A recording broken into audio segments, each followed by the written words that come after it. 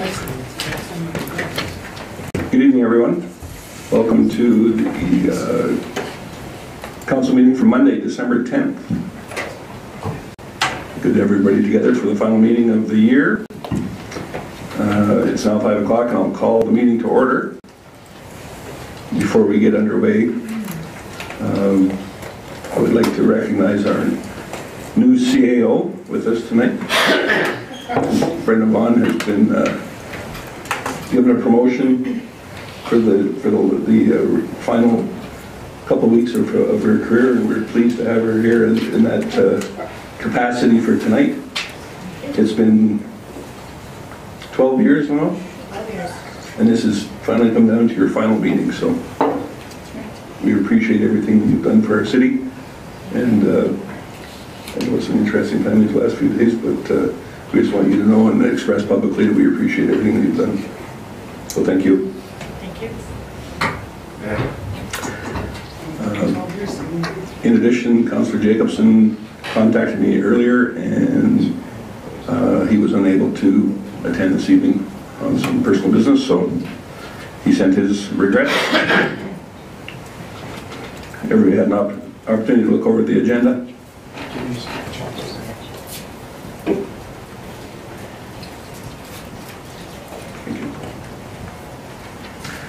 While you're looking over the agenda, I wanted to remind everyone that the nameplates on your desk, if we could keep them configured the way that they were here, so they're pointing towards the camera, because people that are watching, we're kind of expected to know each other's names, but for those that are viewing online, it makes it a little difficult if they don't know who's speaking.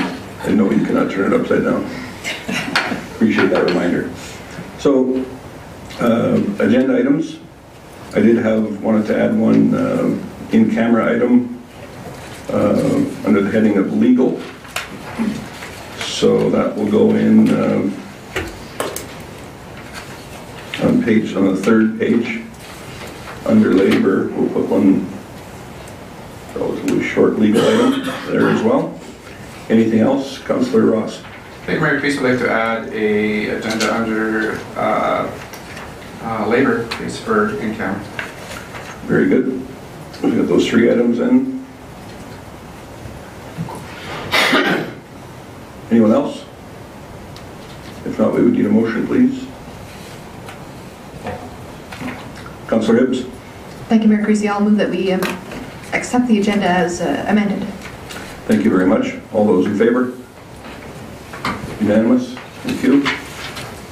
And then our minutes from November 26th. We had an opportunity to review those. Any revisions?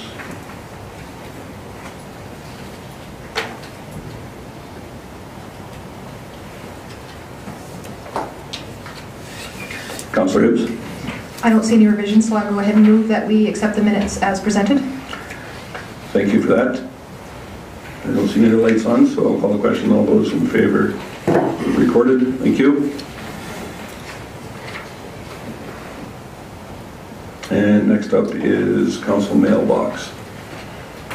Maybe just scroll down to those items. Was there any specific correspondence that we wanted to discuss this evening? Councillor Hibbs.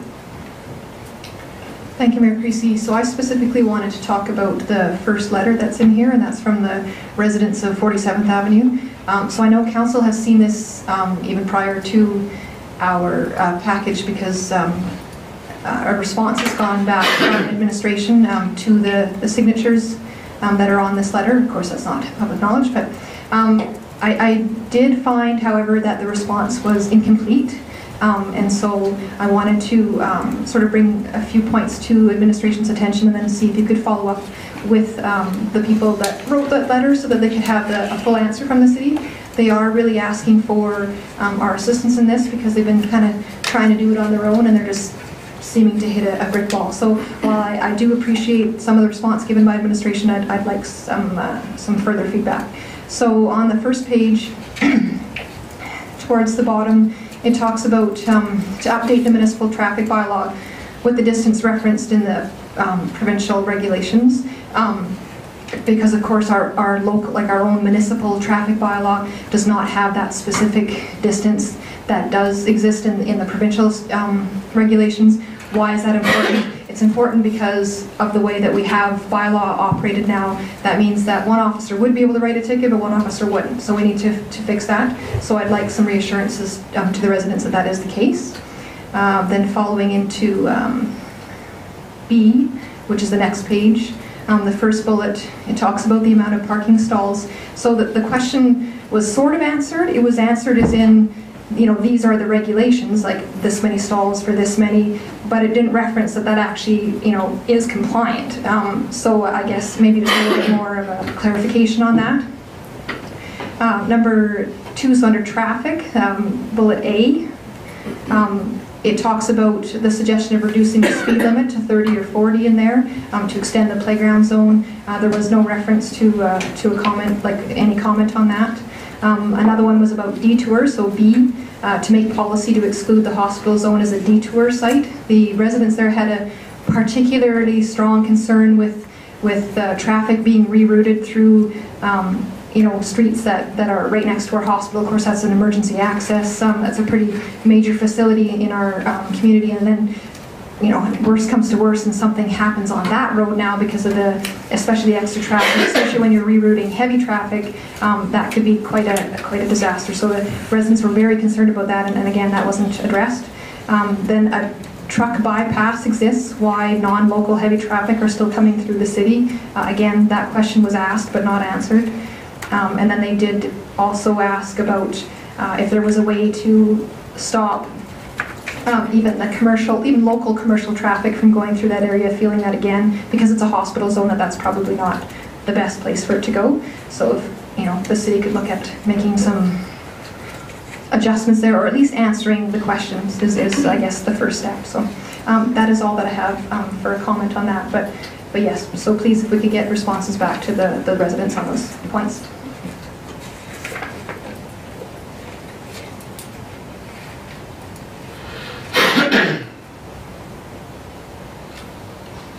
Any other comments on the item or subsequent correspondence in council mailbox?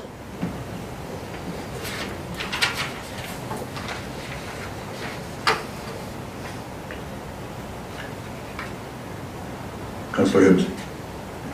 I hope I'm not jumping the gun, but I will move that we accept the mailbox's information if nobody else has anything else. Thank you.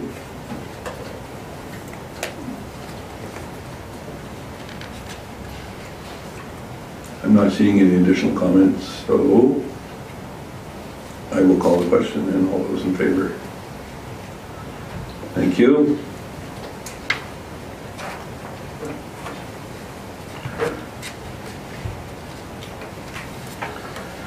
We will deviate a little bit from our order of events here in order to accommodate the 5:30 public hearing.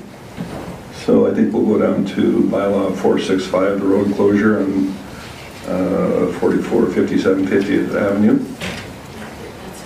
I'm sorry. Misread my notes for numbering. We'll go down to Bylaw 467, the repeal bylaw, first reading.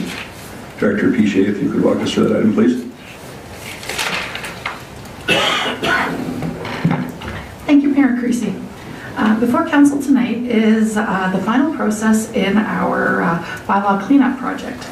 We started this project in February of 2018, where we're all old, obsolete, expired, or inoperable bylaws are being repealed, or were repealed. To finalize that cleanup, we need to repeal the 6 bylaws that repealed all those old bylaws. It's normal to have one repealing bylaw as being active, which is always used to continually clean up bylaws as an ongoing process. There were 2 other bylaws that were included.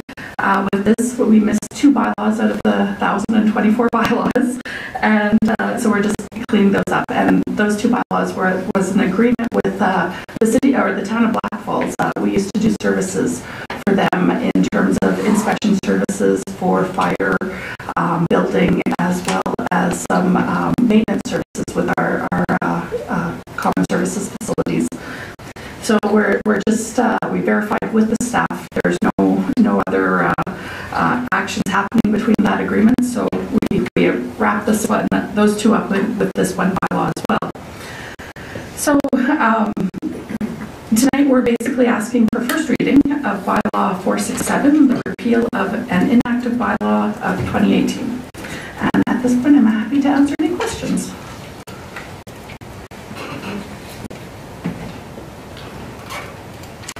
Saw two people put their hands up there. Councillor Hoekstra, go ahead. Thanks, Mayor Creasy. I move that Council give first reading to Bylaw 467, repeal of inactive bylaws 2018. Thank you. And was that an indication for the same motion? I'm going to try to. Any input on this item? This housekeeping item? No? All those in favor? Thank you. So we're going to just do the first one this evening then? Adam, thank you.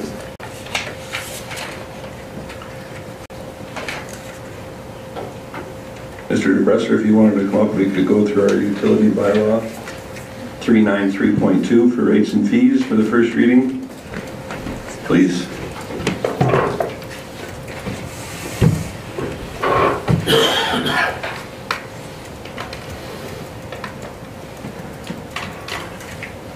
Thank you, Mayor Creasy and Council. Before you have Bylaw 393.2, which is the bylaw to set rates and fees for the utility departments for 2019, and it's the recommendation that you give first reading tonight.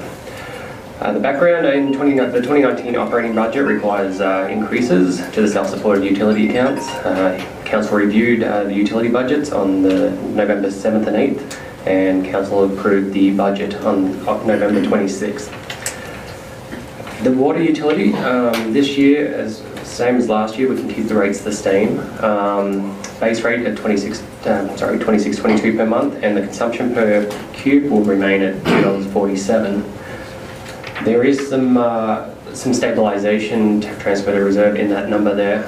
Once the full debt servicing for the West area comes on, we should be able to absorb that debt within the current rates as well for next year as well. So that's a good sign for the water utility. On the wastewater, the bulk water station, we do have a credit card processing facility out there, and we're actually selling about 10,000 cubes per year through the bulk water station, and it is recommended that that rate goes up 25 cents per cube to $4.75. We did see some increased costs with the credit card processing and the monthly subscription cost to use that software, so we're recommending a 25 cents per cube to kind of counter that expense there. On the wastewater, this will be the first full year of operations on the North Red Deer Regional Wastewater Commission. So similar to last year, we proposed like a 3-year horizon with the rates. This year we're going to come in at $2.65. If you remember back to December last year, we were predicting around that $2.90 per cube. We still got some rate stabilisation money that we're still implementing, and we're kind of softening the rate increase. 2020, we should be around similar estimates to that $2.90 to $3 mark, as previously mentioned. So the fixed monthly cost covers stuff as like administration, debt payments, and some operations, and then the per cube would be the increase to the wastewater. Just goes inside with the wastewater treatment charges that we do get charged. Solid waste. This year we really looked at the solid waste, and unfortunately it's a utility that is a little bit harder to manage with customers opting for commercial pickup and non-city related. So residential, on the residential side, we're looking at a $3.90 per month increase. The apartment rate, which is 4 units or more, $2.70 to $19.97 per month. This year we've implemented a modular home park rate, which is Pretty much the apartment rate plus blue box recycling, and that comes in at $24.49. Commercial rates per month increased to $116.79, and any unscheduled pickups will be $58.39. Cardboard is always $10 less per month for pickups. We like to encourage the cardboard and recycling there. During budget deliberations, there was some questions about the green bin recycling. We did present those at the budget open house. The information with the green yard waste bins are in this memo as well. Just kind of process what goes through, as well as the cost per household, per residential household, as we've estimated there. So as you know, the utilities are self-supporting. So the typical average customer with 18 cubes of water per month will see an average of $12.90 increase per month. So that is the information, and we're looking for first reading tonight. Any questions? Thank you, Manager DeBresser. Appreciate that information. I'm just curious with the wastewater rates. I was curious if you had any indication from City of Red Deer whether we can expect an increase with the west leg of the wastewater coming on stream theoretically later on this year. Can we expect another bump as a result of that increase in effluent turnover? No, generally it's we haven't budgeted for any increased flow from the west area. I think, is that what we were referring to? No, from the west leg, from the southern lake leg of the. Yes, no, sorry. Yeah, getting back to the City of Red Deer hasn't confirmed rates for the wastewater commission as yet.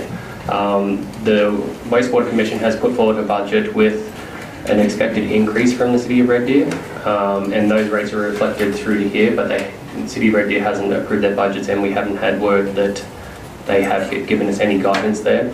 So from the wastewater side, we have followed the business model. I think it was about a 2% increase to, I think, $1.10. That's what the charges the commission, and the commission therefore passes that on.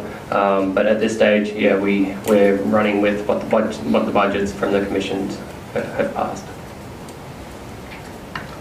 Thank you, Councillor Ross. Thank you, Mayor Creasy. So when we increase these rates, is there research done to know that we are comparable to other private companies that are picking up commercial? Because obviously across town there's several different companies that are picking up commercial businesses. So, and I understand that there's going to be some information later upon that, but I guess part of increasing rates, or where are we compared to the market of Wasteco or Phantom and so forth, the other companies that are within the city? So in terms of the rates, have we done a comprehensive review? Not yet, no, to know where we compare in terms of the private market for garbage collection. But I would suggest that companies that are moving away from city pickup, especially commercial companies, to private customers, it would be because of the rates are lower. Like they're able to offer lower rates to their customers. We've speculated on a number of reasons why we think that is the case, why they're able to provide lower rates than the City of Lacombe's rates. One of them may be to do with how the commission charges those customers for tipping fees, but that's something we plan to look at to get to the bottom of. But the short answer to your question is no, but they're likely lower.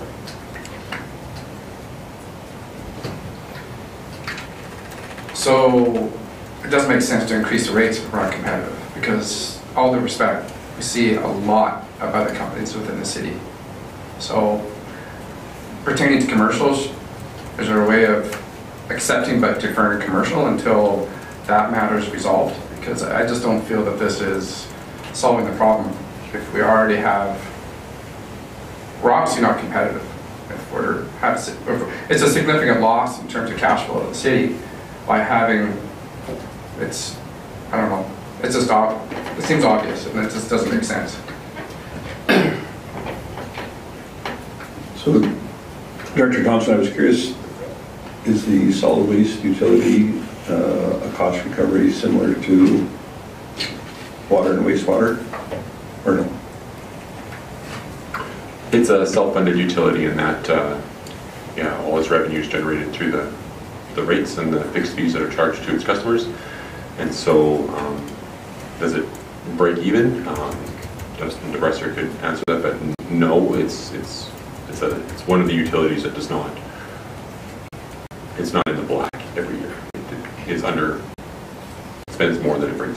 And when can council expect the solid waste issue to be revisited? Because I think many are thinking the same things. The comments were made by Councillor Ross. We would be looking at the deadlines or the timelines identified in Council's strategic plan, and I believe it's 2020. We'd be looking at that, and so that would be when we intend to work on that. Of course, pending different direction from Council. Okay, thank you. Councillor Gullickson. Thank you, Mayor Creasy. Just regarding the commercial garbage, is it possible that we price ourselves right out of the business completely? And is that necessarily a bad thing? Like, do we need to be in the business of picking up commercial garbage if there's an alternative? So that is certainly a question that we intended to look at, or at least ponder with the solid waste review.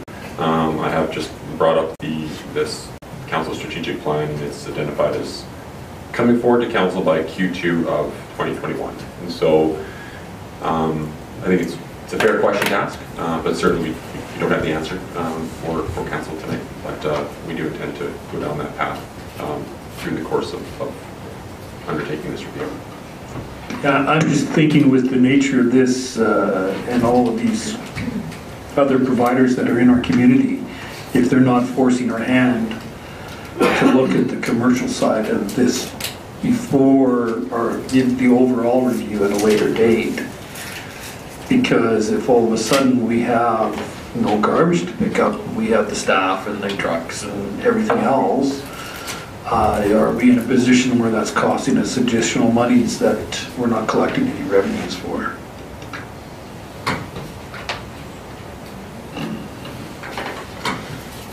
All right. Acting CO had some information on that item as well. I was going to point out, as Director Thompson did, that the review of this entire program is scheduled within the strategic plan, and certainly all the questions that Council is bringing up tonight are the questions that are going to drive that review. I believe we could advance that review if that was Council's desire and start working on it sooner than later. And I think that your questions about what will change, I don't think we have an understanding what will change, but I imagine the review will direct us that there will be some changes, just given that this is a model that has been in place for some time. And whenever we do reviews, what comes out of those reviews are very clear directions in sort of an updated format.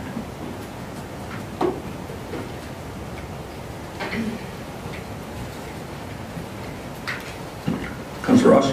Thank you, Mayor Creasy. Is there any number of what we're missing out on cash flow, that the dollar value of what other companies are picking up currently from commercial business? Because to me, if that number is significant, we should be advancing that study or that review. And I think there's probably more solutions behind the scenes than what we probably know about. But I don't know. The whole picture, I'm hearing like 20,000 from one specific business. It's, so the numbers are quite significant when you multiply that out. So it's, I think we have a responsibility to review and evaluate efficiencies, and this is one specific area that I think we need to advance sooner than later. It's not something as simple as a desire to change the speed limits within the city. This is something that we're losing that affects the budget. So in terms of our 3-year operating budgets, we have identified this project to take place in 2020 for us, and then conclude it at the beginning of 2021 to meet council's strategic plan. And so certainly, if council's desire was to advance or provide some sort of reporting or to deal with that first, we could have that work be done earlier in 2020 and still meet our intent without changing any budgeting stuff.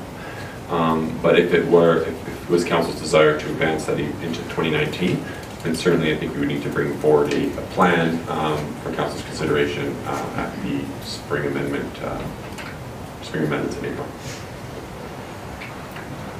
Thank you. So, all due respect, but we could, all of the solid waste, apartment buildings are privately owned, modular home park on the south side that is private, they all could go private then. That's their choice, correct? Apartment buildings and residential dwellings do not have the option. So mobile homes and apartments must use the city's services on that. Right?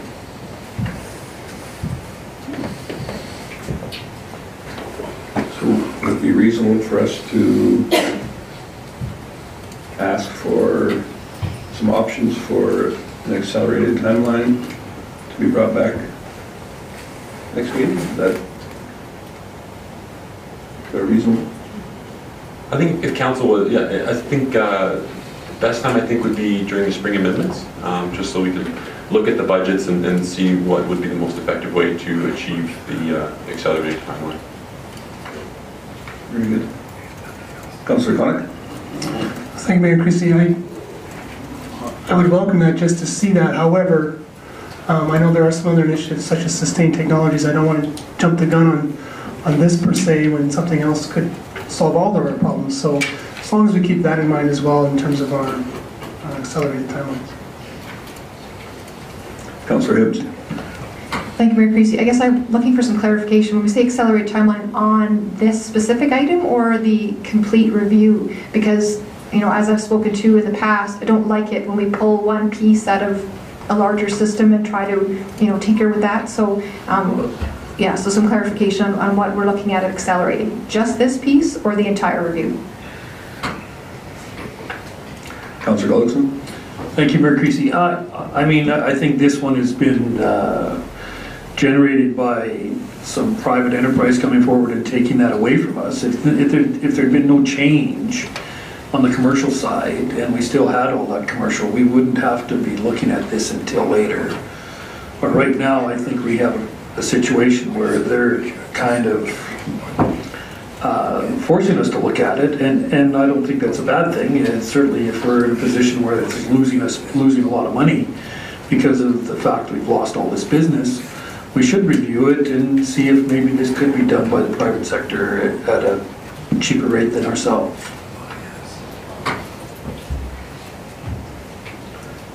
So just for clarification, our spring amendment time is when? Which meeting? Sorry, was that which meeting in April? It's generally the last meeting in April.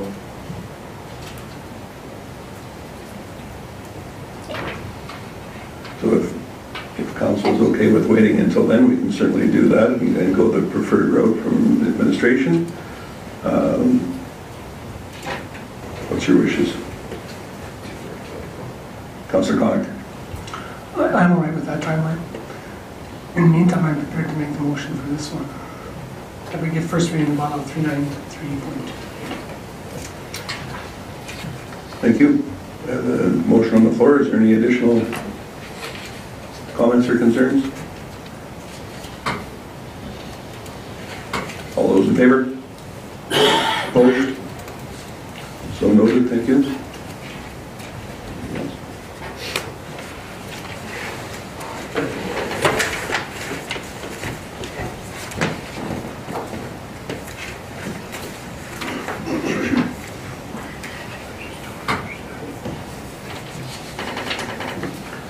So given we've only got a couple minutes here till our suggested time frame for our public hearing, I don't think we'll do another item prior to it.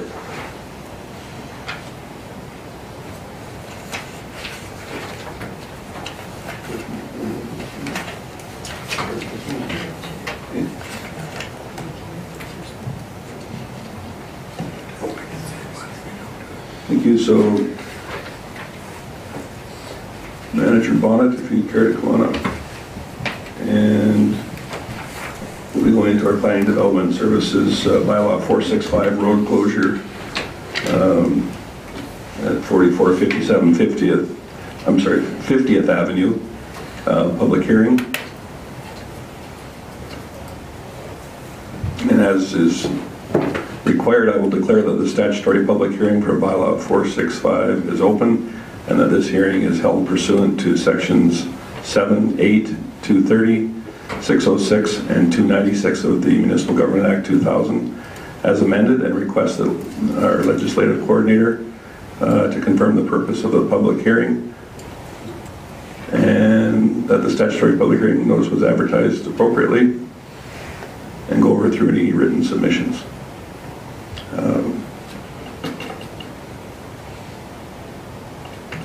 Mayor Creasy, Council. The purpose of the public hearing is to allow the general public to provide input to the proposed bylaw 465, providing for the closure to public travel and creating title to portions of a public roadway in accordance with Section 22 of the Municipal Government Act. Per Section 606 of the MGA, requirements in advertising, public hearing notice as shown was advertised in the Lacombe Express Thursday, November 29th, 2018 and Thursday, December 6, 2018. Mayor Creasy, Council, no written submissions were received. In that case, I'll read those myself. All persons giving oral presentations are to clearly state their name, and presentations are to be brief and to the point. As a reminder, and if anybody cares to speak, we'll certainly walk them through the microphone procedure. So we'll start out with our development officer. If you could start us off, please. Okay, Bylaw 465 is an application for closure of an undeveloped road. It's adjacent to 50th Ave, east of 45th Street, and north of 50th Ave. The road plan is adjacent to the lot, which has direct access to 50th Ave and 45th Street. The owners of lot 4457 50th Avenue wish to purchase the road plan and consolidate it into their existing commercial property. Council gave first reading to this bylaw on November 13th, 2018.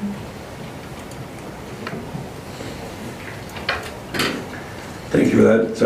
Just for the benefit of those at home that aren't familiar with addresses and whatnot, this is property across the street from Gary Moe Appraisal Dealership, south of there, correct? That's right. It's the old Pro Metal site. Thank you.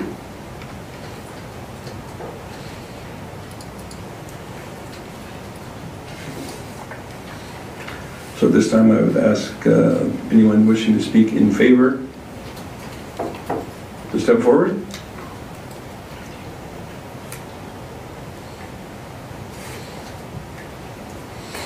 Doesn't look like you're going to get run over in a stampede. If in fact there is no one who wishes to speak in favor of bylaw 465, we'll move on to those who, if there's anybody that wishes to speak in opposition of this bylaw.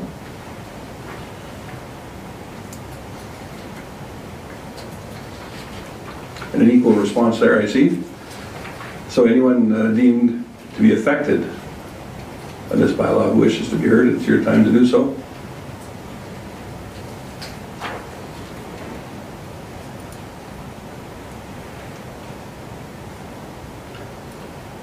I think that's sufficient time to realize there is no one who wishes to be heard from the public at this time. Was there any questions that council had at this time?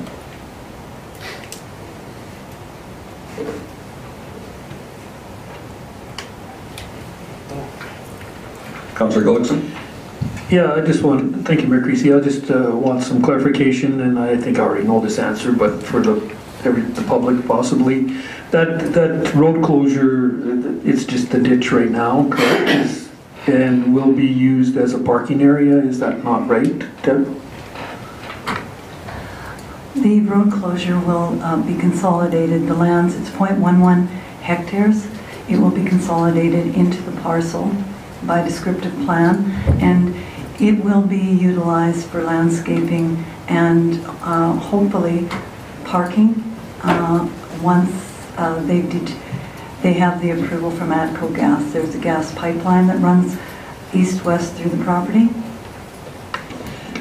Yeah, and anything they do would be subject to those conditions with that right of way through that property would determine what they can do in that area. Is that not correct? That's right, and because in many cases you may have to leave some landscaping in different areas for escape if there was any kind of fumes coming through or something. Okay, thanks, Deb.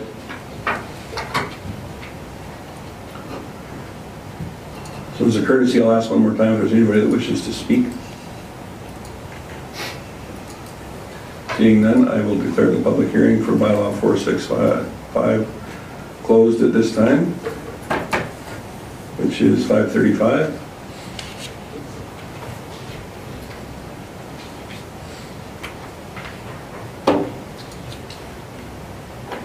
After that exciting round of participation, we'll move right into Bylaw 263.6, the Southeast Area Structure Plan. If you could go through that one, Manager Bonnet, please. Okay, Bylaw 2636 is amendments to the Southeast Area Structure Plan with respect to the commercial development of these lands. The amendment itself basically removes the town center design elements of the plan, and what it will do is provide more flexibility with regard to commercial development. It could still be town center one day, but it will just open up the plan a little bit more to allow the flexibility to make the changes. So we're recommending that council give second and third reading tonight. Thank you.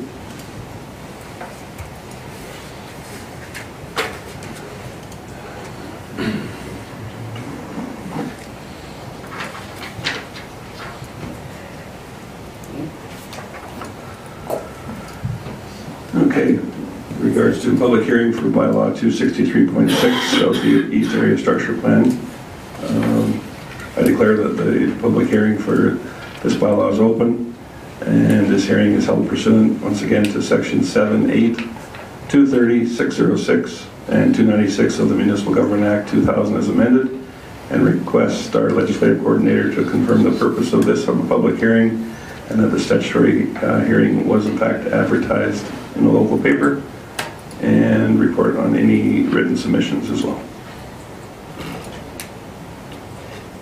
Mayor Creasy, Council, the purpose of the public hearing is to allow the general public to provide input to the amending Bylaw 263.6 to amend Schedule A of Bylaw 263, the Southeast Lacombe Area Structure Plan. Per Section 606 of the MGA requirements for advertising, public hearing notice as shown was advertised in the Lacombe Express Thursday, November 29th, 2018 and Thursday, December 6, 2018. No written submissions were received.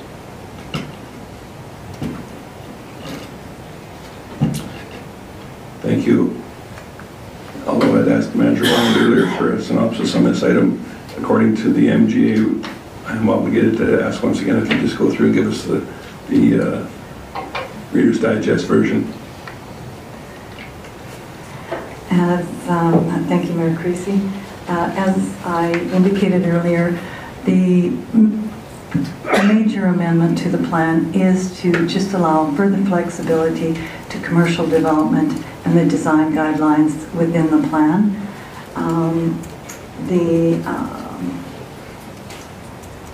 Let's see.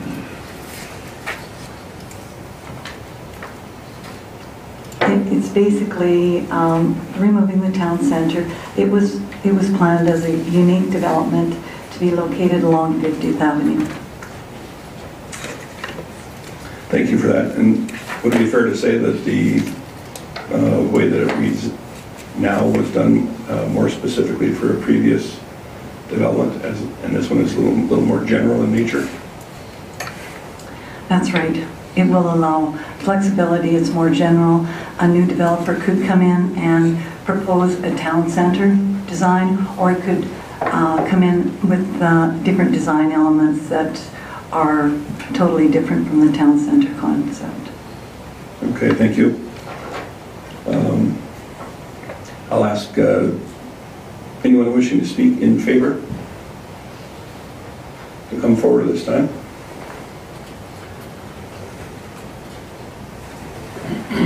Come on up.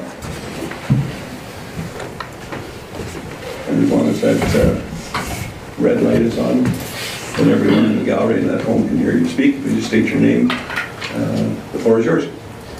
I'm Ben Newman. I'm a landowner further east.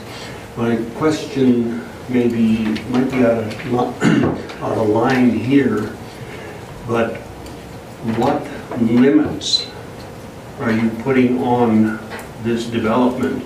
If it was originally designed for a shopping center or that, are we going to allow some manufacturing industry to come into this area, or what?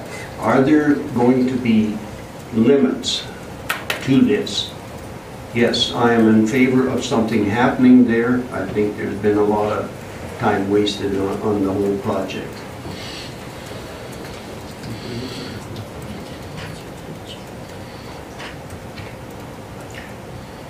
Very good. Was that your only question? Yep. Very good. At the moment. No, very good. I would have our development officer, Bonnet, come up and address that concern. There's an in favor comment with some qualification and a question for you. Thank you, Mayor Creasy. The area or the lots that we're speaking of today with the town center, it's now zone C6, and it will be for regional shopping, and there are a number of uses that are permitted and discretionary, but manufacturing, there may, I guess you could call a brewing company, a small brewing company may be able to locate there. That's considered manufacturing. A large manufacturing company, it would not be permitted in the C6 area because it is regional shopping center district. Very good. I'm going to suggest that the individual that spoke earlier was referring to more industrial type manufacturing. Is that correct, sir? Yeah.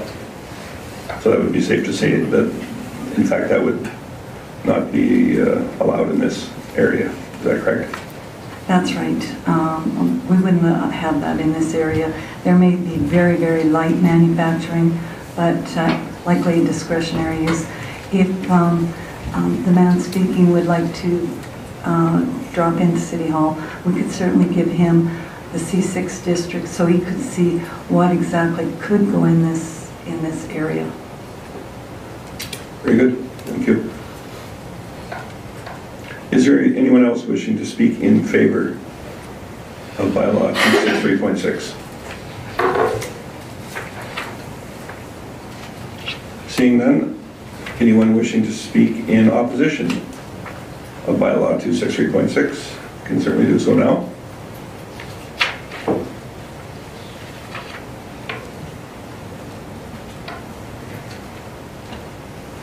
And seeing none, I will move on to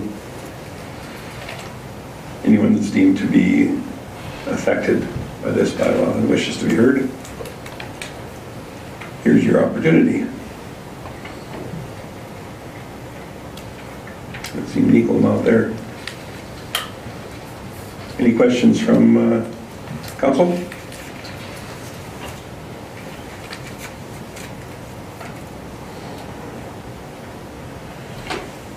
Manager Bonnet, is there anything you wanted to say in conclusion?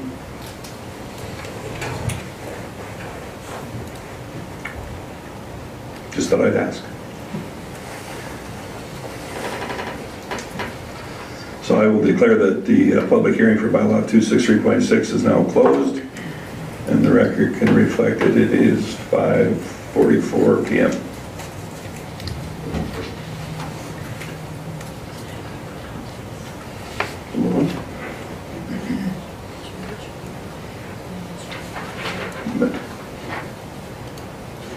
So council will go down to our bylaw section, corresponding bylaw 465, and in regards to the road closure at 4457 50th Avenue. Manager Bonnet, you're open for additional readings tonight. If you care to walk us through that, please. Yes, staff is recommending second and third reading tonight. The proposed development there will include a number of commercial buildings, possibly some commercial rental units at the rear, and then separate buildings, and possibly a service station at the front, and so on. There is no plans for this road to be developed. Much of the land along 50th Ave has already been closed and incorporated or consolidated into lots further to the east. This is pretty much the last leg of this. So, as I said, we're recommending second and third reading to this bylaw. Thank you. Whose light was on first? Councilor Hibbs, go ahead. Thank you, Mayor Creasy. I don't have any questions. I think this is fairly straightforward. We've seen these before, as was mentioned. So I would go ahead and move that council give second reading to bylaw 465. Thank you. Councilor Connick was your... I didn't have a question, but Councilor Gullickson had asked it in the public hearings.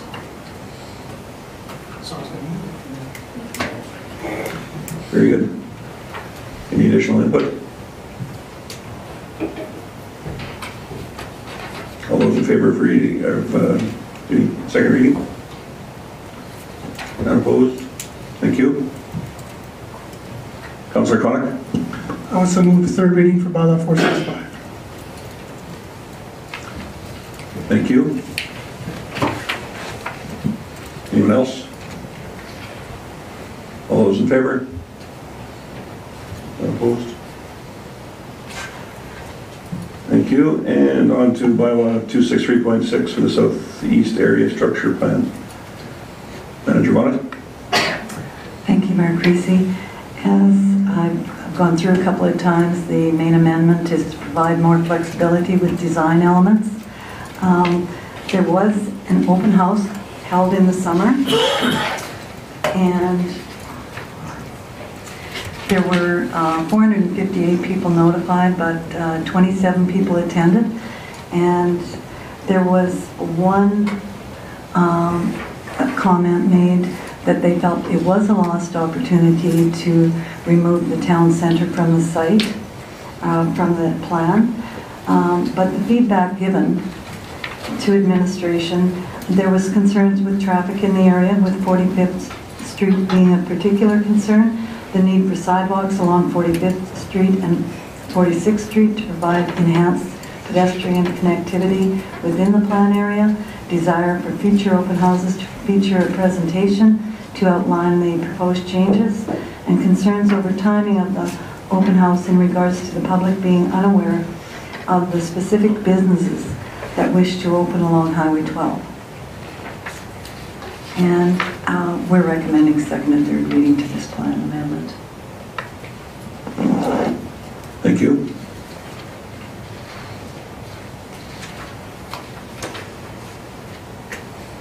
Councilor Hoekstra. Thanks, Mayor Creasy. I am not ready to move. I just have a number of questions, if that's okay. Of course. So first of all, was this plan put in place for a particular developer, was a company in place? And so if so, is that why we're changing it? I'm just curious about the change. Then secondly, I have some questions around the financial implications that we took on the cost of this, the open house and whatnot, on behalf of a developer. And does this have to do with us trying to get development out there, and what are we doing this for a particular developer in this case? And I guess if there was a view for a town center in the past, what has changed now? I know we're asking for more flexibility, but who's asking for that? Like, what is the key piece that's going to be removed so that there's more flexibility? Manager Bonnet or Director Thompson? Councillor, who would care to field that one? A specific developer was asking for changes to the plan to go forward with their proposals, and felt that the town center concept was too restrictive, and therefore staff were asked to prepare the amendments to the bylaw to satisfy the proposed developer in this case. The costs in this case, because this was a proposal that had been worked on for quite some time, were borne by the city.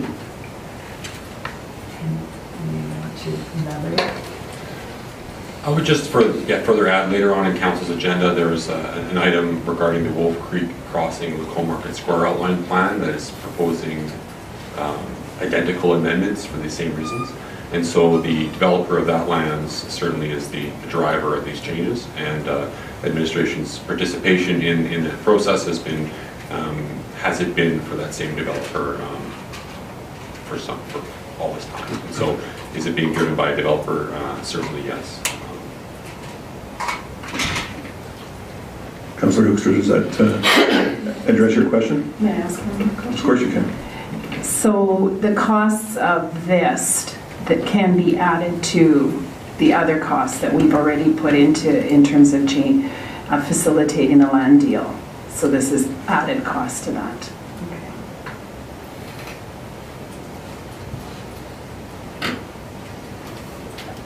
Councillor Connick? Thank you, Mayor Creasy. I'm certainly not opposed to making these changes. After all, I mean, it's just being open for business and trying to generate new business. I think that's terrific. My question was just on the mapping, the blue district. I thought it talks of being a mixed-use commercial residential, but is that not a DCI? Like a direct control district? Or is that what we're calling mixed-use residential commercial? It's along Highway 2A, that the blue there.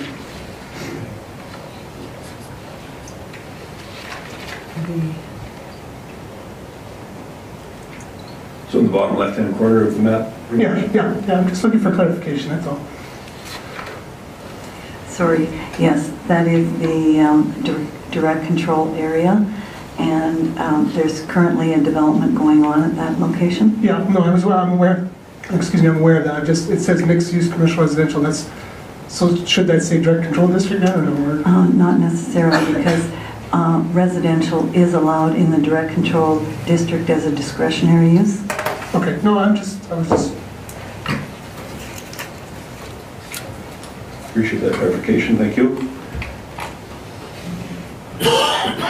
Anyone else?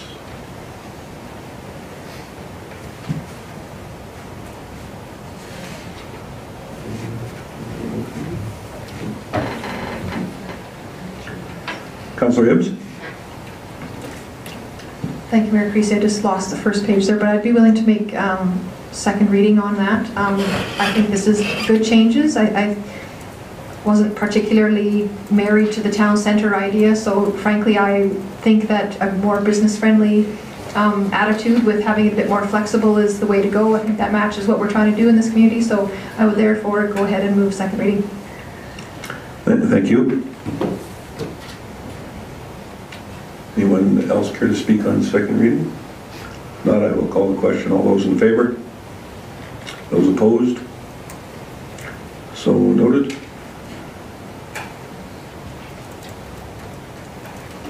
Councillor Connick.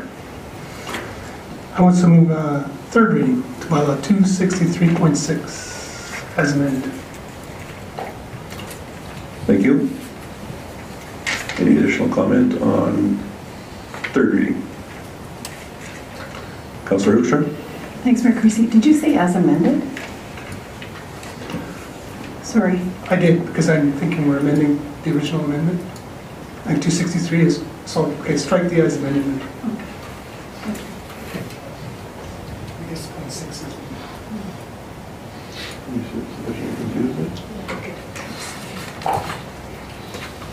No additional input? All those in favor? Those opposed? Thank you.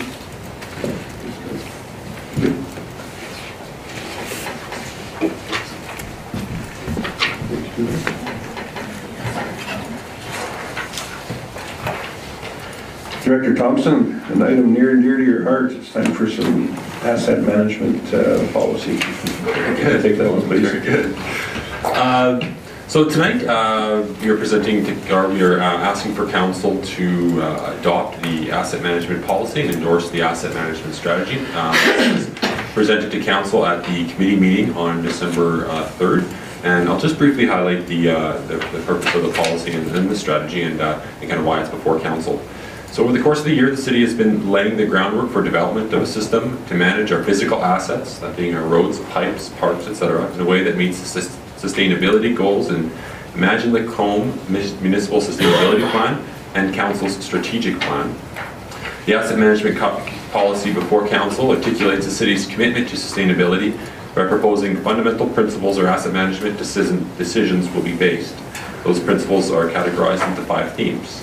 Service delivery to the community, thinking long term, taking a customer-oriented approach, balanced decision-making, and continually improving. Following these principles will help the city put some rigor and structure around the information we use to make strategic decisions. The asset management strategy before council provides a high-level view of the city's current practices and establishes a baseline from which improvements will be made. Included in the strategy are 10 improvement initiatives administration is targeting for completion over the next 5 years. So tonight we're asking council to adopt the asset management strategy and adopt the asset management policy rather, and endorse the asset management strategy. So if there's any further questions, I'm happy to take them. Thanks, Director Thompson. Well, council thinks about that. I was going to suggest this is a significant leap of faith to be involved in this. It's a substantial investment in the hopes that it's going to pay off in the future. However, given the way that it was presented and the work that's been put into it so far, I have complete confidence that it will be justifiable. And just want to commend, actually, I was going to say you, but not specifically you, because I think every department in the organization has been involved in varying degrees. So I know it's been a substantial investment of time so far, and we look forward to bearing the fruit down the road for sure. So thank you. Councilor Uchter? I move that council adopt the asset management policy. Thank you. Any additional input? All those in favor? Opposed? Thank you. Policy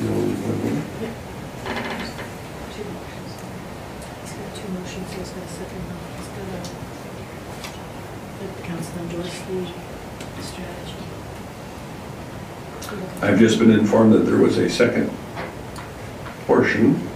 Does anyone care to make that motion as well?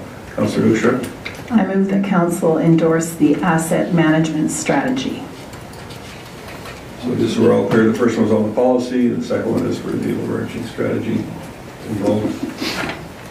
We're all good? All those in favor?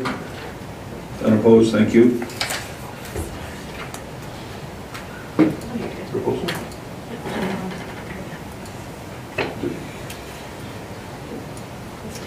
Okay. So the next item on the agenda from Community Services is the Lacombe Ringette Association proposal. And I would ask the Director Duke take us through that item. Thank you, Mayor Creasy and Council.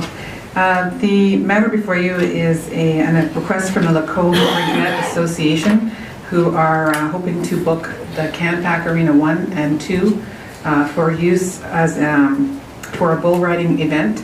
It's a Canadian Professional Rodeo Association bull riding event and cabaret fundraiser to take place during Lacombe Days 2019. The matter was presented to Committee of the Whole on December 3rd. Administration is asking Council to sanction the use of the facility for this type of event. So just for background, this is a one-night event planned for Saturday, July 27th with 2 or more hours of bull riding, followed by a live music cabaret, utilizing both ice surfaces at the Garimo Auto Group Sportsplex and the event will take place during Lacombe Day celebrations. Again, the Arena 1 and Arena 2 will be used, one for bull riding and beer gardens, and the second one for a holding pen area. And the group will begin preparing the dirt flooring on Thursday and Friday, July 25th and 26th. So there is a contractor that the Lacombe Ringette Association has booked for conducting the bull riding event, and that's Sawyer Pro Rodeo. And they also have currently got one major sponsor, the Cooperators Advantage Insurance Group.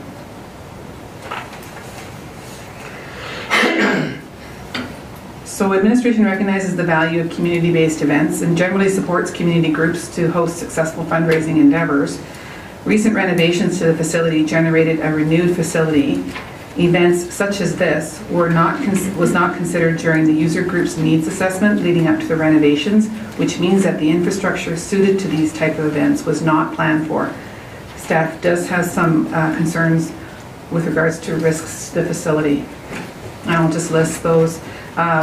Things that can happen are damage to the new arena floor from machines placing the dirt and removing it, dirt migrating into the joints of the arena boards and floors or the Zamboni pit, requiring removal and unplugging by staff. Dust settling throughout the arena, needing ongoing cleaning by arena staff, and possibly damage to the boards or other parts of the facility, requiring repairs costing more than the damage deposit expected from the Ringette Association. Staff is also suggesting a few conditions on granting and booking the facility that can be imposed that can mitigate these risks. One is that we get satisfactory references from Sawyer Pro Rodeos. Those have been requested, and although we didn't have contact information, there has been satisfactory references obtained from Sawyer Pro Rodeos. That is in place now. Sawyer Pro Rodeo provide the name and references of their dirt placement and removal subcontractor. We also have that name, and that is also a satisfactory and experienced dirt removal and placement contractor. Staff is satisfied in that respect. The floor and board joints as well as Zamboni pit be covered so that debris cannot enter into it. And potentially, another suggestion was that Lacombe Ringette Association provide a higher damage deposit amount. That was when we were expecting Lacombe Ringette Association to be paying a non-profit rate for the facility, and that has turned out to be a mistake on our part, because they are in fact organizing this event to take place under the umbrella of the Lacombe Days Festival. So they will be, Lacombe Days Festival will be booking the facility, and Ringette Association will be putting on the event. Now, on October 9th, Lacombe Days Committee did present to Council asking for their 2019 donation grant and additional days of facility use free in their grandfathering provisions that they have. That was overlooked, unfortunately, at the time, but one of the reasons for asking for that additional grandfather facility use was to provide this facility for Ringette Association to put on the event. It's recognized that an event like this is a major event. It can potentially be an economic driver, drawing additional visitors to the community. So I just want to point out again that there will be no revenue, as we initially on December 3rd had advised Council that through the committee that there would be $4,500, give or take, revenue generated to the city by this event, and that is not the case because it will be part of the Lacombe Days Festival, if approved. So just a couple of other points. The strategic plan, this proposal supports Council's strategic goal to attract major events to Lacombe. And administration is recommending that we book the facility for this event, and just with the conditions that have been itemized in this report.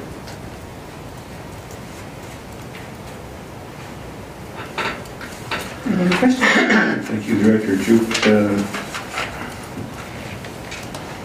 Our acting CEO. That's some additional items. Thank you, Mayor Creasy. I just have one additional item. Councillor Hibbs had submitted a further question with respect to the animal welfare during the event. We did forward that question off to the organizers, but as of today's meeting, have not heard back. But I expect that we will. So that's a timely one because I actually did receive a text.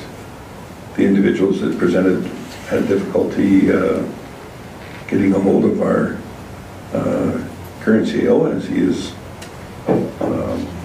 out of the office, and Colleen wanted me to let council know that in regards to the animal welfare issue, their official statement regarding the animal welfare is that their sanctioning body has an animal welfare program in place, and that their sanctioning body is the PRCA, which is the Professional Rodeo. I'm not sure what the rest of the acronym is, but it's PRCA. So certainly in place. Does that adequately address the concerns that were brought up? Councillor Hibbs? Yes, thank you, and I do appreciate that you went through the trouble of trying to get that answer. I also was scrambling to get the answer because I wanted to be sure that I had it for tonight's decision, so thank you for that. Again, I think the key here is because it is a sanctioned event, I really think that, we're talking about something that's fairly highly regulated, quite a bit of all behavior that you see at a rodeo or rodeo type event like this is surprisingly quite regulated. You may be a little bit surprised actually to see what that complete list looks like. So I have no concerns. I feel quite confident that there are no concerns, that there's no issue here for Lacombe, the city of Lacombe, to say yes, you can hold this in our community. So yeah, thank you for trying to find that out, and I appreciate that I have the answer and I have the confidence that that is not an issue. Councillor Connick? Thank you, Mayor Creasy. I am a little concerned for the floor. However, given that these type of events are held in arenas across this province all the time, and given that you did get a satisfactory reference for the subcontractor for the dirt and snow, or dirt and removal and placement, I have no difficulty supporting this then. Councillor Hoekstra? Thanks, Mayor Creasy. In your explanation there, Director Duke, you were saying that the arena, its renovations, they didn't put in infrastructure for this type of event in the future. I was curious, what would they have put in to mitigate some of these problems? Like what got missed? I'll answer because Director Duke wasn't part of those conversations. I don't know that it was anything that we missed, but we did take a lot of time to talk to all the different users and try to imagine what we should be doing for all kinds of events and make it as a multi-purpose facility as we could. And we absolutely just overlooked an event like this. So I don't know what the answer to that question is, and maybe there was something we could have done, but we didn't do it, and it was our mistake for sure.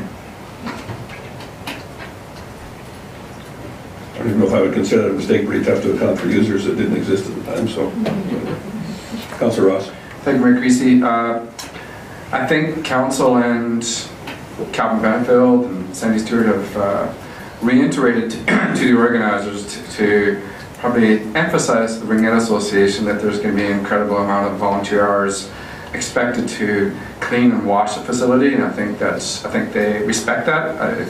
I can genuinely appreciate that they've done many events and many productions across Central Alberta, so I probably being biased, but knowing the people, they're very animal welfare orientated. I've known them, to be honest with you, Curtis Sawyer, Paul McCaddle when I farmed.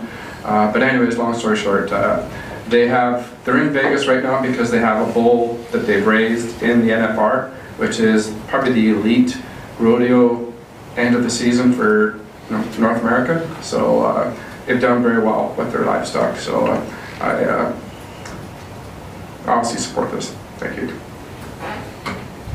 Thank you. Director Duke, so Going back to the damage deposit, I think it's unrealistic that we can put a damage deposit in place that's going to accurately protect a public facility worth as much as the one that they propose to use.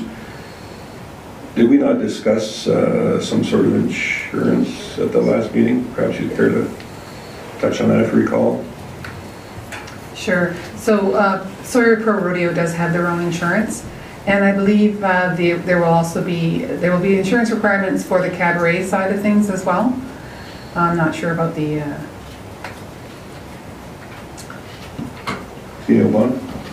So just the city has the major events policy, and that's what we work with all groups that are bringing in large events. And the group did talk about, they were aware that we would all be providing additional named insureds between our distinct policies, so that is the other way that we manage these kinds of things. And then any requirements through the liquor licensing or those kinds of things, there's also additional protections in place or requirements there. So I guess that one issue, and I would expect that Mr. Benefield will be on top of things when it comes to making sure that the correct blades are being used and whatnot to adequately protect the floor. And given the fact that you were obviously satisfied with the contractors and have a good reputation, I for one welcome this group with open arms and hope that it is an overwhelming success. So, Councillor Gullickson. Thank you, Mayor Creasy. I just, a couple of questions. So the cabaret is going to be in the arena too? That's correct. I believe CanPac 1 will be half bull riding and half beer garden, and then that will turn into a live music event when the bull riding's over. So they're not covering the whole floor then with dirt? I don't believe so, and I think that, but they will be doing CanPac 2 for a holding pen area. Yeah, and I thought CanPac 2 would be about half covered, but the front is also going to be half covered. Okay. All right. I thought the whole floor would be covered with dirt. That's all. And I know the concern of staff is the cleaning afterwards, and whether Ringette is got enough volunteers to do the job. And I think if they do, then this event would be, certainly great for our city, and hopefully our facility would be totally packed and it'd be a huge success. I just hope they have the volunteers to clean it up after. Councillor Hibbs. Thank you, Mayor Creasy. I really think that this even goes beyond the Ringette Association. To be honest with you, I've gotten so much good feedback on this since it was sort of brought to light, and I've got people telling me to make sure I tell whoever is in charge of this, I want to volunteer, They have nothing to do with Ringette, but they are just stoked about having an event like this in Lacombe. So I think we're going to see a lot of excitement in the community because of that. So I would like to go ahead then and make the motion that we accept this proposal as information and direct administration. But I just have a couple questions here about the following conditions. It sounds like some of those conditions have been met, but should they still remain in this motion? Okay, and if that is the case, then I will read the motion as presented here.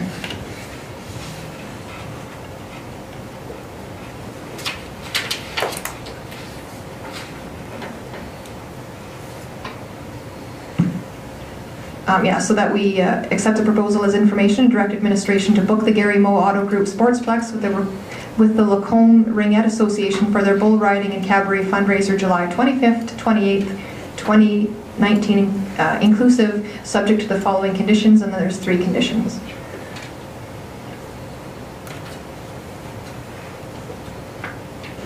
So I do not have those conditions in front of me for the viewers that online. Or perhaps we just go through those. I can certainly read them all. So condition 1 is Sawyer Pro Rodeos provide satisfactory references from owners of the facilities that they have previously used for a similar purpose. Condition 2, Sawyer Pro Rodeos will provide the name and references of their dirt placement and removal subcontractor. Only experienced equipment operators will be permitted to place and remove the dirt.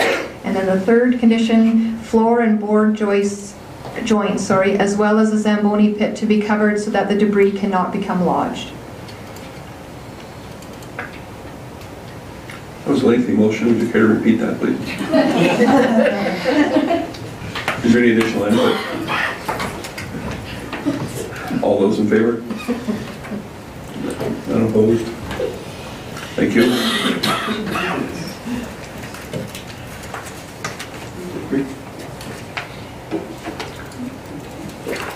Manager Bonnet, if you care to join us again, we will refer to you for the Wolf Creek Crossing Outline Plan. Thank you, Mayor Creasy. This too is another amendment to an outline plan for Wolf Creek Crossing. It is in conjunction with the amendments to the Southeast Area Structure Plan.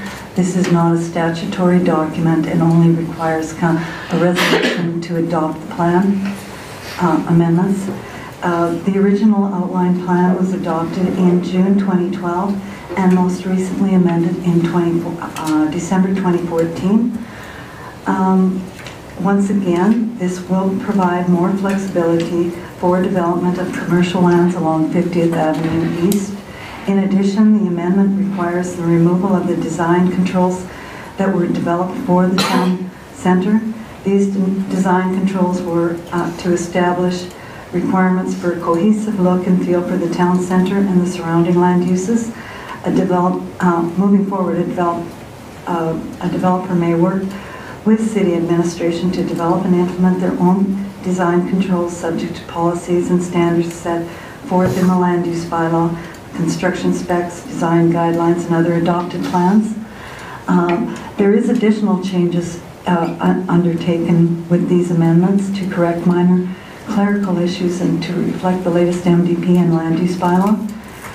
This includes updating land use districts referenced in the plan. These changes can be found throughout the plan, and administration does support these amendments.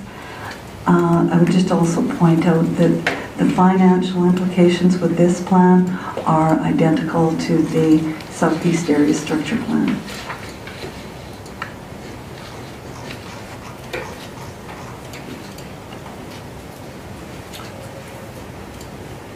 Thank you for that. Any questions, Council? Councillor Connick. Thank you, Mayor Creasy. I would so move that Council adopt the amended Wolf Creek Crossing Lacombe Market Square outline plan as presented.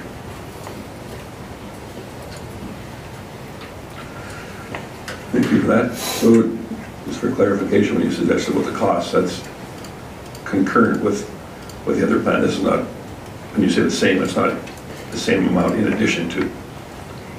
It's the same amount, and it is in addition to the Southeast Area Structure Plan.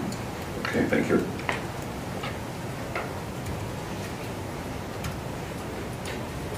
Any additional input? No? I'll call the question then. All those in favor? None opposed? I didn't see over here. None opposed? Thank you.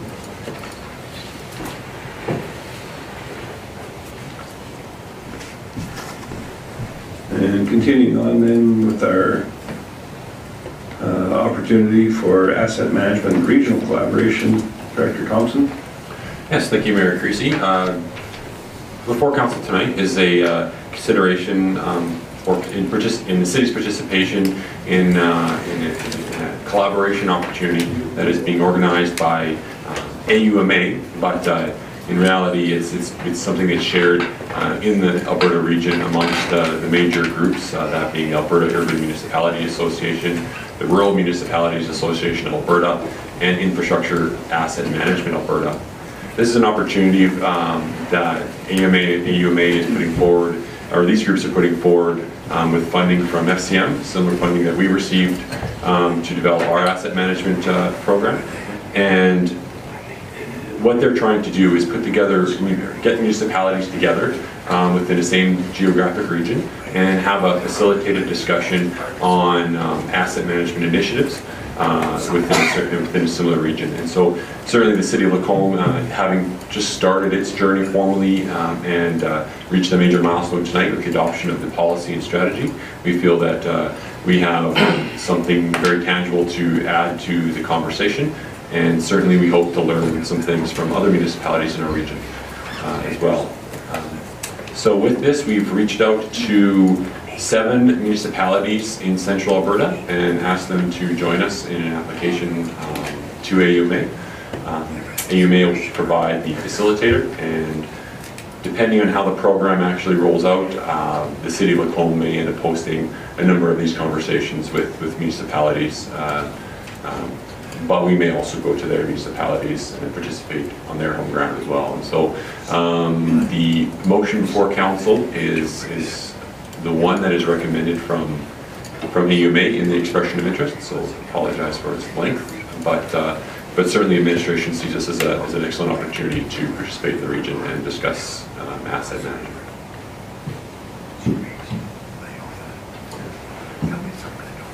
So are you expecting that the value for us in this will be a learning opportunity for the staff? I think it's yes, there'll be a learning opportunity for staff. There'll be a learning opportunity for everyone to learn from each other. Certainly, when it comes to these types of things, I think it's difficult sometimes to quantify what the actual tangible benefit will be. But certainly, regional collaboration and regional partnership is something that we're thinking about quite often, and this is an opportunity to do that in a way that is kind of on neutral territory, and so we see that it having a number of tangible and intangible benefits that help the city staff and their municipality as well. Councillor Rickster, go ahead. Thanks, Mayor Creasy. You mentioned 7 municipalities. Well, first of all, I think this is great. I think collaboration is, I enjoy that in my work. I'm sure this is a great thing for the city staff. You mentioned 7 municipalities. I was curious, are they all committed to this process too? Like, and can you name them or not at this point? And then my second question is around the financial implications. You have no mention here about travel and accommodations. Like, it's just the cost of hosting a meeting, but won't there be some travel and accommodations for staff? So certainly the first question, the municipalities, we've reached out to the town of Black Falls, Lacombe County, Anoka, town of Bentley, village of Alex, Eckville, Clive, Eckville and Clive, and 3 have confirmed commitment to the program, and others have said, like, they have council meetings in place to seek similar endorsement for participation in the program. And so I'm hopeful we'll get 7 and we'll be able to put together a group of 8. So that's very exciting. In terms of the financial implications, certainly the expression of interest at this point has no financial implications to apply. But it's a fair point to say that if we were to host it and AUMA were to select our group as the group to receive the facilitated workshops, then that's when the discussion would ensue in terms of where should we host these, where are they located. Certainly we hope they're located in the city of Lacombe. We'd love to draw that business here. In that case, there would be hardly any financial implications. If they are hosted somewhere farther away, yes, there would be travel. I doubt there would be accommodations associated because we're kind of within a similar region, but certainly there would be travel, and that travel is accounted for in the budget already.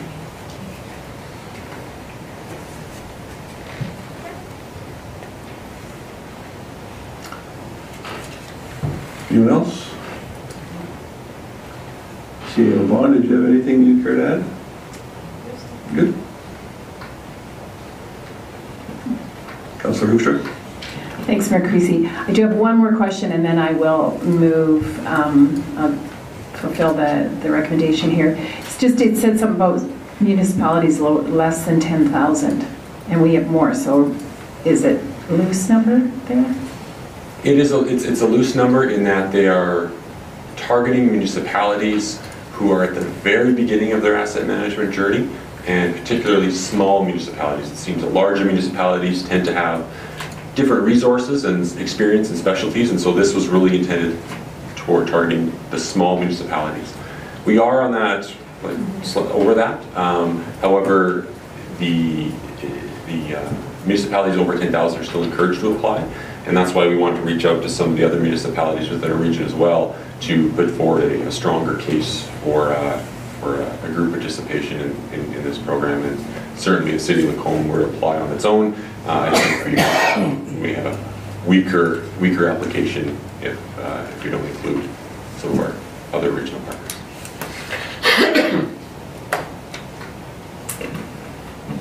Thanks, Mayor Creasy. Then I will move that council directs staff to apply for the Asset Management Capacity Building Cohort Program from the RMA, AUMA, and the IAMA, and that the City of Lacombe commits staff to participate in the Asset Management Cohort Program to advance the city's asset management program, and that the City of Lacombe commits financial support from its budget towards the costs of this initiative for staff travel and accommodation.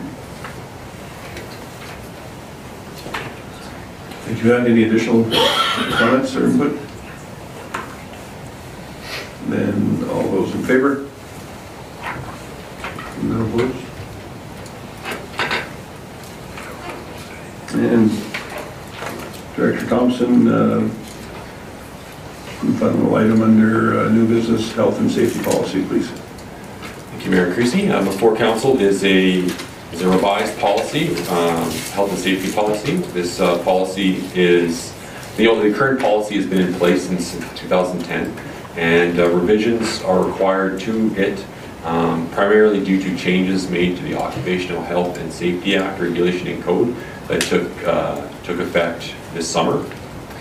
The changes to the policy and in turn the code include the introduction of physical, psychological, and social harm as hazards that need to be mitigated in a workplace. It also outlines how the city will continue to improve upon the current health and safety program. It provides additional definitions and clarifications within it, as well as defines roles and responsibilities a little more clearly. The city's health and safety policy or health and safety program is well established, and there are a number of other policies on the books that are, for lack of a better word, relics. Our current system accounts for those in a different way, and they're all under the umbrella of the health and safety policy now. And so these other policies are can be rescinded, and they're no longer needed. The policy does also identify a number of directives and major documents that the city will maintain in order to cover the same topics. It's also important to know that the city's health and safety program is audited. We are it's called a core audit. We have a certificate of recognition, and every year it undergoes an audit process. The audit process was recently updated to reflect the new changes to the Health and Safety Act, and in fact the City of Lacombe was, since the changes had just taken place, we weren't fully up to speed with the new regulations. However, we have a robust program. We've done very well in the safety audits in the past, and so we were able to still pass this year's audit and maintain a good safety record. So that's something that the city and administration is proud of, but certainly continual improvement is important. And so this policy certainly reflects what is a current practice and culture in the city of Lacombe, and addresses, more than anything, regulatory changes that took place. So if there's any questions, I'm happy to take those. Well, council considers those. I'll be honest, I did not read the 6 policies that we are getting rid of. In your opinion, important as they are they all thoroughly addressed in the overarching new health and safety policy? Yes, yes, they're thoroughly addressed. They're ingrained in the legislation. They're also ingrained in the audit that we are scrutinized under. And so in each of these areas, we have specific directives and documents under the health and safety manual that address all of these areas. It's just that those have been developed kind of separate from these policies, that as we updated this policy, we discovered these other ones that have kind of been around for a while that we haven't referred to in a while. And so we have robust documents. We have, it's been scrutinized. We've had even the OHS officers do do surprise checks of our sites to see how are you doing against the new legislation, and so there's no orders. We didn't get any orders coming out of that, and so I do think we are well positioned, and certainly the rescindment of these policies in no way changes the health and safety program, and doesn't do anything different in terms of how we practice and health and safety and meeting our regulatory requirements under the Act. Thank you. Councillor Uksha. Thanks, Mayor Creasy. So this new policy seems more high level. Is that a fair statement? Because like when you look at the old one for personal protective equipment, it actually gives specifics. Everybody has to wear a hard hat or whatever. That kind of stuff isn't in this new policy, the very specifics. Is that intentional? Like you were saying, you've got your manuals and that's where that kind of information is contained. Is that correct? Because when I read this policy, I just kept sort of saying, so what are we actually doing? And so it's just the high level. Is that correct? That's exactly right. The policy is the high-level commitment, the city's high-level commitment to health and safety.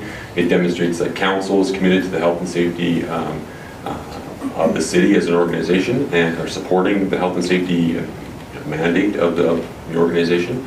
And so that is the intention of the policy, to have this high-level view that we will address these high-level things.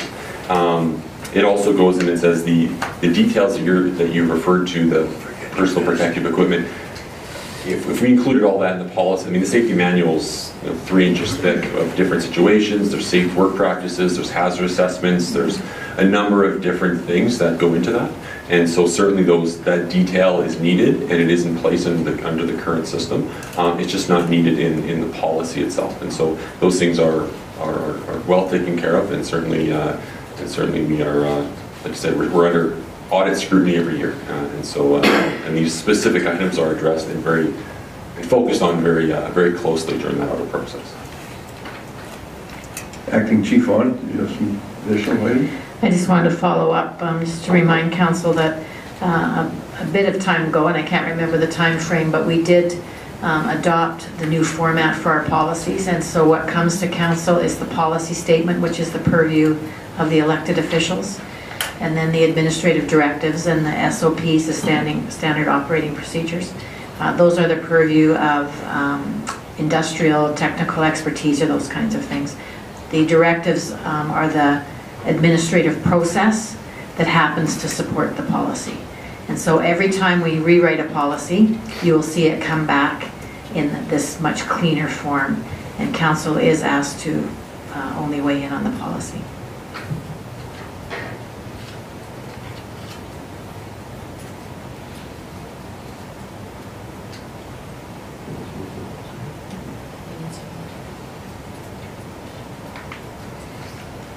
Councillor Hibbs. Thank you, Mayor Creasy. So I see there's 2 motions here, so I'll move the first one, that council approve the health and safety policy 17/211.01 2018 PO effective December 11th, 2018. Thank you for that. I assume that is just in case things don't go quite as administration planned. We don't want to be without a health and safety policy of some sort. I assume this way that was done with that direction. Any additional input? All those in favor? Thank you. Anybody care to make the second motion?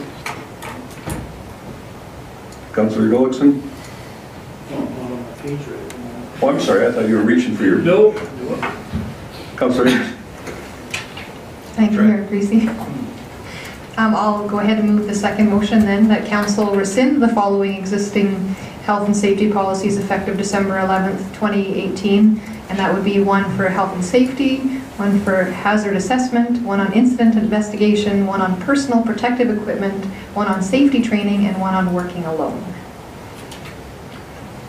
I'll let you off on the exciting policy numbers. Any additional input? All those in favor? Unanimous.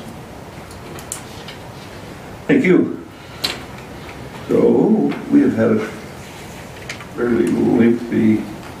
Are we going to take a Any appetite for a short recess before we do reports, or 6:30 right now? What's your? Nobody's going to make a decision. I will then, and we will reconvene at 6:45.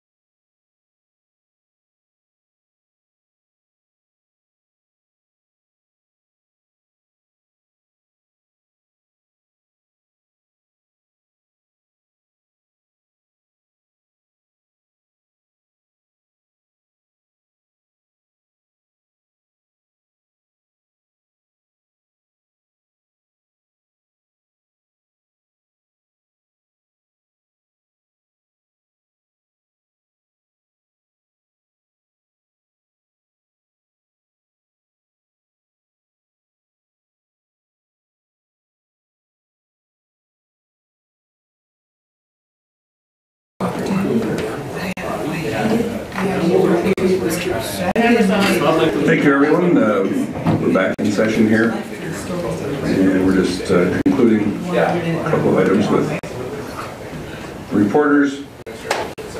Just want to give a shout out to Mr. Dwayne Hamlin. Thank you for your positive comments on our processes here. Nice to see that people do pay attention and do watch online, so thank you for that. We'll move into reports now. Who would like to start? Councillor Gullickson? Perfect. Thank you, Mayor Creasy. I'll give you my report. November 27th, I attended the Envision Award ceremony celebrating the downtown revitalization, and I thought that was a nice event and certainly showcased our downtown and an award-winning design, which I was very proud of. Also on that same night, I had a library board meeting. Christine, the librarian, expressed her appreciation for the improved communication with the LMC staff and how the whole process there has changed, and she feels the operation of the library is much better. And a new library board member was announced. On the 28th, attended the Santa Claus Parade, which I enjoyed very much. Giving out candy, got a little tense right around the LMC. It was very crowded. I don't know what the final numbers were, but it certainly was well attended by a large crowd. It was a great event. On the 30th, Service of Excellence Training. This was a good workshop with a number of our staff in attendance and many out of town municipal employees, which gave value and insight to the workshop. And I thought the table I was at, there were people there from the Duke and out east, a number of communities. I thought it was really a great place to share ideas and concepts on how to deal with some of these service-based things that we do, like our public works and garbage and those types of services. Then, of course, the most important event of this stretch, December 5th, I've got it, it's in bold there, Brenda Vaughn's retirement party. It was very nice, and I returned later in the evening to find Brenda still sitting there with a few people making sure we didn't have to return any wine. So it was real nice, and I do believe that it was probably the most important thing that I attended this last month.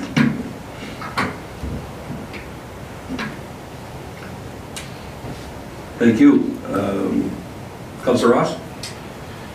Thank you, Mayor Creasy. So, LAPA announcement, the Envision Awards. We're trying to clarify to the public is we were awarded them because of the collaboration between the downtown business community, administration, Stantec, and Padernis. And I think it was well recognized by Stantec and Padernis that the project was successful, that it was a collaborative effort and successful.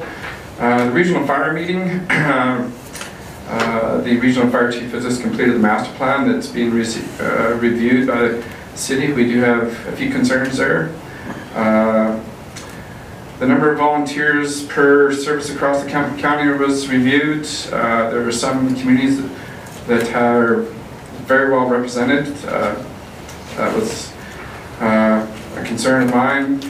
And some actually warrant discussion pertaining to increased service within the central area because of the struggles with commitments of daytime members. So, also attended the parade. I did mark that as well. Culture and tourism. A very successful years with the festivals, a lot of positive feedback from people attending Lacombe festivals and our tourism areas. We have a very unique historic downtown with the murals and museums and so forth. And of course Brenda's retirement party and our Christmas party, and so it was a great last couple of weeks. So Thank you. Any questions? Councillor Rugshaw? Thanks, Mayor Creasy. Just to back up a little bit, a few days to November 26th was the board meeting for Lacombe Foundation. I did report on this last time, but I neglected to tell you for the Affordable Housing Committee, you probably heard this already, that the foundation was gifted with a local property, but we're going to sell it. It's no longer going to stay as an asset out of the foundation. The Lacombe Regional Emergency Plan Advisory Committee, we finally got the RFP off the ground on November 29th. We toured the provincial building on December 7th for the city of Lacombe, and then of course there was the parties that everybody else mentioned.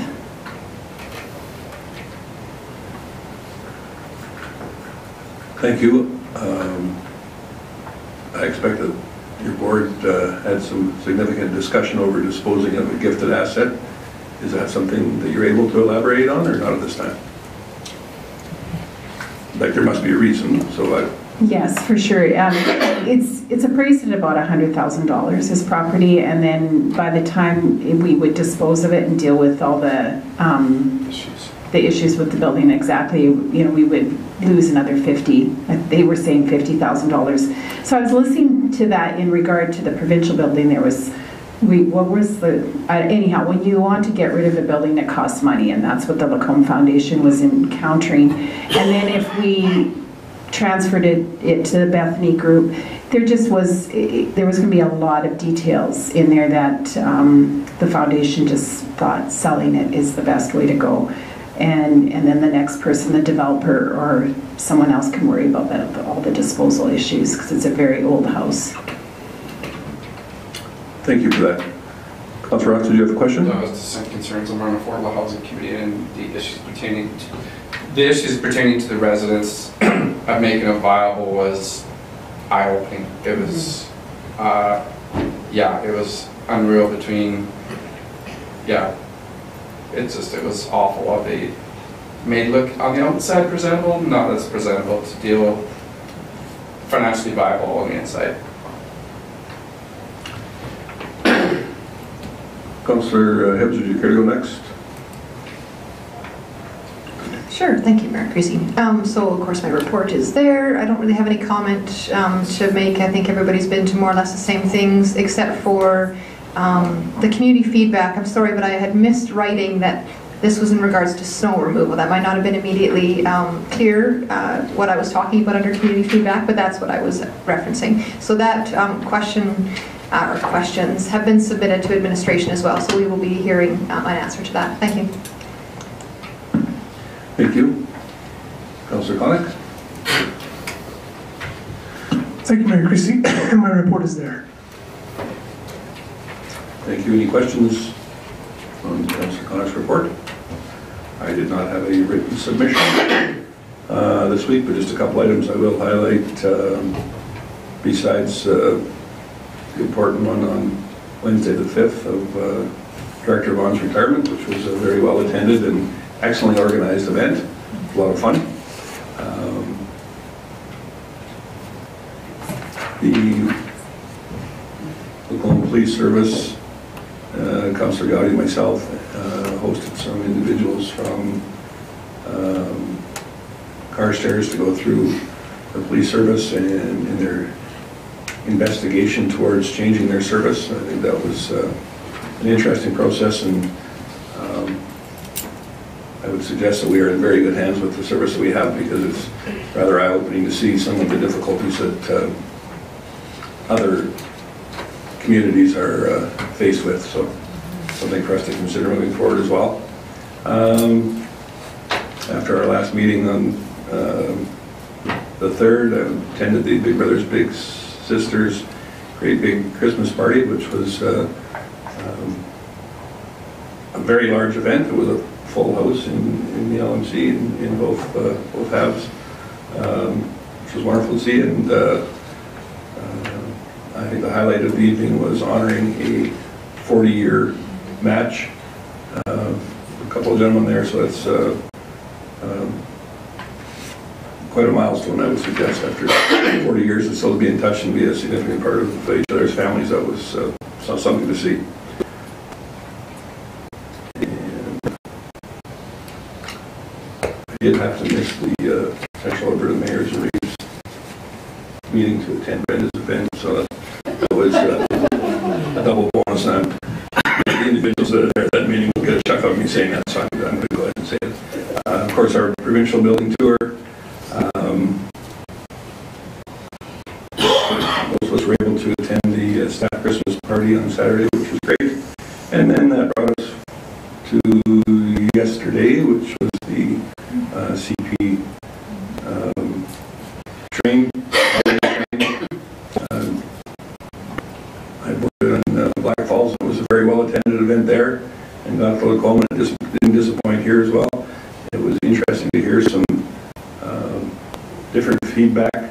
I would suggest there seems to be a few people who perhaps do not necessarily appreciate the location of our event, and yet I heard from many on the flip side of the coin that thought it was a perfect spot for it, and given that our public works did a remarkable job of having the snow removed and everything accessible and whatnot, I think it was very well done. But it will be interesting to see how discussions with CP go in the future, to see if we can perhaps address some of the site issues there, so that the people watching the entertainment are able to approach closer to the train itself, which seemed to be their most significant issue. So something to look forward to. And my apologies for any other items that I may have missed, but I'll turn the floor over to our Acting Director, Vaughn, for the final say in reports. Thank you, Mayor Creasy. So as you talked about at the beginning, this is my last meeting, and I just wanted to say thank you. It's been a very interesting, compelling, sometimes aggravating 11.5 years. Truthfully though, I have got to work on lots of great projects and have truly come to see the depth of commitment that our citizens have to this community. And I base that on, it didn't matter what we put a call out for, we heard back from people, good, bad, indifferent, helping out, donating, whatever. And so that's a pretty great community to work in. And anytime I would go to other communities and talk to other community services directors, they did not have the same experience that I had here. So I have been very grateful for that. Certainly, I think I have served under 5 councils, which seems odd, but I came in just at the tail end of, I think I worked 3 or 4 months with an outgoing council. So that's been interesting too, because that's a lot of people who have come into this room and committed a tremendous amount of time and energy and goodwill. And I have really enjoyed the political process. And I wouldn't necessarily tie that to the aggravating part, but the political process in a small community is very interesting, and it's very motivating, I would say. But it's very compelling. And so thank you to all of you for all the work that you do. Of course, I'm going to miss all my colleagues. They're the best part of my working day most days. And thank you very much. Thank you very much for the party on Wednesday. It was lovely. It was a lot of fun. People were enjoying themselves, and I absolutely did not expect something so fantastic. So thank you. And you had the best bartenders. I did.